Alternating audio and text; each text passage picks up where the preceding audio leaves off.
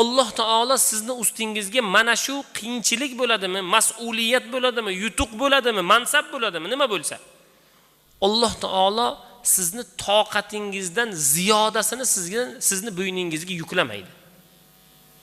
Alloh taologa shukr aytishlik, har bir musibatlarga, har bir narsalarga inshaalloh siz har birimiz sabr ila, yaxshilik ila Alloh taoloning arqonini mustahkam olgan holatda hayotimizni davom ettirmoqligimiz kerak. Wa'tasimu bihablillahi jami'an. Alloh taoloning arqonini mustahkam oling, ya'ni dinni mustahkam oling. Shariatni mustahkam oling.